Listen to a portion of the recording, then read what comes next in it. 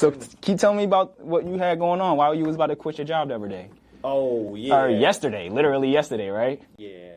So Sunday, yesterday was June 10th, so some people called off, and on Sunday I decided to take a mushroom trip, bro. Yeah. And I had an intense one. Right. It was a whole trip. It was a whole night. Look, you gotta put me on, and right? And I was seeing my future, bro. Okay. And my future was like, fuck this job, you know what I mean? No. In a way. But it was like the whole thing, so I had a whole mushroom experience. I was tripping, and it showed me my future, but it didn't show me how to get there. But it showed me that I just had to keep being who I am in a way, like keep playing the character that life got me. Yeah. Like, it's kind of like it was like a video game. Like I had to put my I did like a ritual where I had to put my this swaggish jacket on. Word. This shirt. I'm like, bro, this is you. Like I remember you told me that, man, you got a whole story. You from Texas, you're a Mexican, Yeah. Tell me a little bit about, you want to know more about my history and all that. And I'm like, I should embrace who I am. Damn right. Because that's already got me this far. Fucking right. You know what I mean? So if I embrace it completely, it will take me even further. Yo, and that's a very dope birthday realization to come around to, is like, wow, I got me here, right? Yeah. You know what I mean? Like, who I am, in the most core of who I am, is what was able to get me to this point. And you mentioned that you had take a trip, so let's take a couple of steps back, right? Because most people they might have just came in here and they might have just got out, right? They might have been like, oh, what are they talking about? So let's give this in context, right? Mm-hmm. My name's Terrence Harris. This is my brother Octavio, and he's a content developer, and he's also sponsoring one of my events coming up soon, and we've been working together over a year now. I was actually looking at one of our old videos. We've been working together for like a year now. Yeah, it's been that quick. There's a lot of content that's still like lost tapes that we can bring. Yeah, right. And so where did you see that you needed to break out of a certain chapter of your life? Like, where is that feeling coming from? Why do you see like you could make a transition? Why did the shrooms have that much of an effect on you? Like, where is that shit coming from? Do you think? It made me realize that it made me embrace the fact that I had a story. Like, it made me, like, I was in my room, and all right, I guess I'll tell a little bit more about my trip. That's what I was about to say. I want to get to the nitty gritty of this. I ended up actually. It's my phone.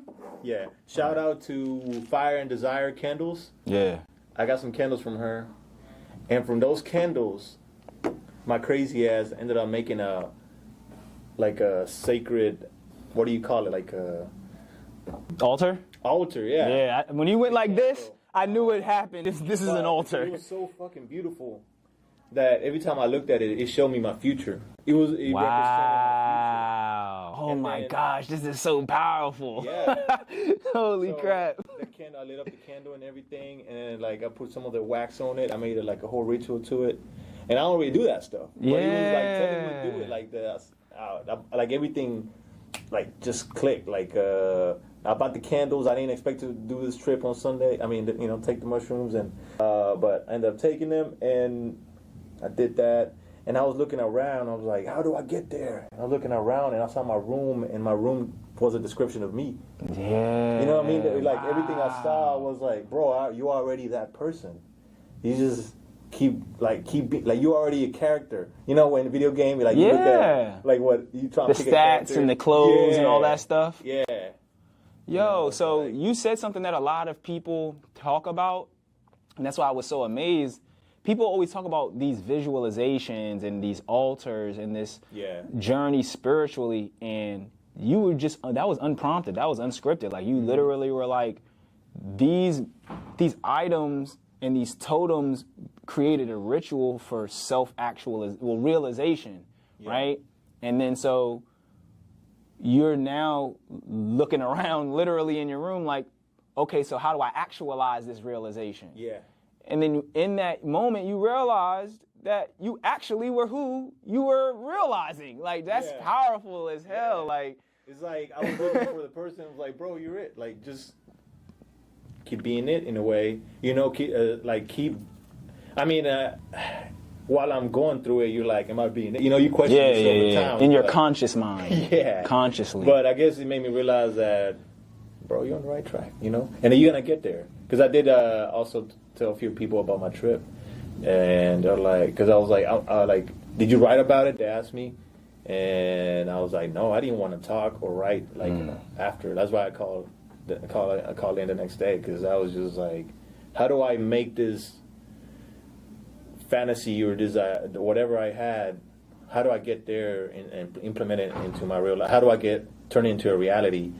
So it was like, I was like feeling like a little detached, a little like trying to get back to reality, and like coming off that trip, I'm like, okay, I'm coming back to reality. Like I'm landing again. And I was just like, okay, I'm back to reality. Now I gotta transform this reality into that I imagined.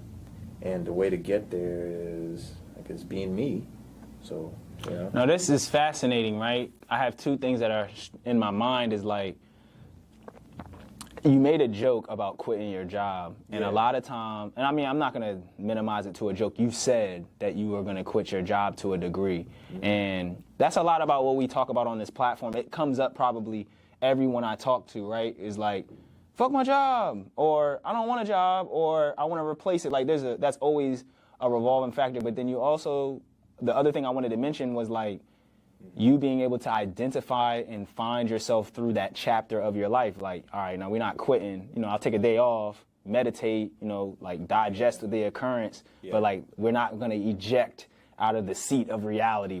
There's some things in place that we need to utilize in order to continue to navigate. So that makes my second point of, I'm starting to notice this backwards hat signature that you got going on, right? I just had it on like this. Or? You did? Yeah. Well, every time I'm around you lately, it's maybe like the third time, I don't know what it is. That's what I was about to ask you. Like, you have been developing into more of yourself every time I see you. So when you're saying this, that seems very on time, on point. It seems in alignment with what I know of you, right? Right. And what's cool about these conversations? When you met me, or So it's like I see the growth. So that's why it's always interesting when I have conversations with people when they talk about self-awareness. You're one. I told you in the car the other day. You're one of the people who aren't faking the funk, right? That's why I rock with you a lot, because you're like, you know what I'm saying? Like a real rap, because it's like people self-aggrandize or like make their journey of finding themselves so grandiose, and it's like, bro, I don't care if you find yourself or not, honestly. Like, some people don't.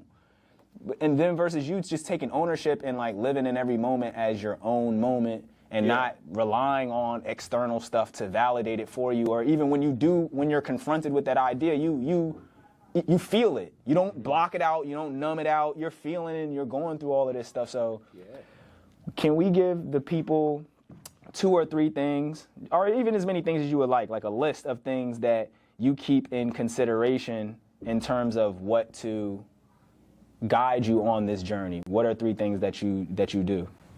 Well, it's one thing that you mentioned is like when a lot of people have these realizations, right? And they get to a point where like they have these epiphanies or grand moments, and they feel like they found the answer to, and then they run with it, right? And then you feel like they consider themselves a god. Yeah, literally grandiose. Like they're like, and they a lot of them run with it, and they form like their own. Say it. Code. And you have to remember. We talking to you, right? Yeah. No, and we all trying to make money out here, so I don't knock their hustle, Right. But there's a lot of people on TikTok too that are like making it big, like pushing their own like the Kundalini energy, and all this, the chakras and all that. And I'm like, I mean, those things. I mean, and you asked me too, I think you mentioned that everyone's like still trying to find their spirituality, and they thought they found something, and then like they want to like show it to everybody, right? But I feel like everyone's in a journey, right? So you can't just like. And we talked about it, man. We had a whole conversation at that event. It was an incredible conversation because we touched so many points. How, like, I mean, the whole conversation was about how, like, there's a lot of hidden knowledge that we can't really give to people. There's a lot of like wisdom that you can't give to like someone that's not fully like there because they're gonna like use it in the wrong way. I mean, Yeah, like, abuse it. Abuse of power. You're gonna abuse the shit. Yeah, so I mean, I guess in a way we gotta be like that, like with the people around us. So, I mean, the key to me, I feel like you have to be, like you said, honest about your journey. Like you're not, like you're never gonna be there because everything is elusive, bro. If people think that they got it, that like you reach nirvana one time in meditation, That there's no other nirvana afterwards, and you feel like, okay, this is it. Like I made it. Hell no. Hell no. You can be an asshole the next day. You know what I mean? All right. You can do something dumb the next day and go low vibrational again. You know what I mean? So it's like a continuous process. And even then, like, it doesn't matter what you practice. Like, I mean, we talked about religions. I got into Islam, you know, and I realized that even if you practice it to the T, like, you can still have some character flaws, you know, Right. you still can mistreat your wife, you know what I mean? Little things that may prevent you from going to paradise. Yeah. You know, even if you like pray 5 times a day, you know what I mean, you read the Quran like every year, you know, you make Mecca and everything. I don't want to knock no. Yeah, this is no knock. religion. I'm not. Yeah. Because it's with any religion. And the good thing I brought this book. It's called Total Freedom. Total Freedom, and I just started reading it. You ever heard of Krishnamurti? Yeah. You ever? So he used to belong to an organization, like a cult. Yeah. He was chosen, like as a young kid, like he was chosen to be the head of the organization, and he was there, and then he was going to, you know, have a whole speech to become the leader, and he dissolved it. He decided to, like, I don't want to be part of this because this is not the way. And the speech is called "Truth is a Pathless Land." He talks about you'll never find the truth through you can't bring the truth from the mountaintop to the village, saying that everyone has to climb to the truth, bro. Holy fuck. And he said, like, no religion, no organization, like every time you form a belief into an organization, you crystallize it, you kill it. Like, and then instead of people following the truth, they're following a follower. Yeah. And when they follow a follower, they're gonna cut corners. They're not. Oh my gosh, this is so powerful. Wow. Bro, it's only like the first chapter. Right. He's like, this is just the first chapter. Oh my gosh. He said his only mission in life is to free men, to make men free, and he from religion, from like all this spirituality stuff that we do, this like Kundalini yoga, all this like that we believe is the answer. Like, I mean, they're great practices, but freeing yourself practices, instead of being binded to it as the way. Right. Have you ever heard of like the man with a hammer syndrome? I think I mentioned it before. There's That like he so many treats cognitive everything. biases. Yeah. Treats everything like a nail. Like when you have you find a solution to one thing with the hammer, you Yeah. believe that the hammer solves everything. Yeah. You know what I mean? Let me go get Shorty. I'm on it. Okay. All right. No, that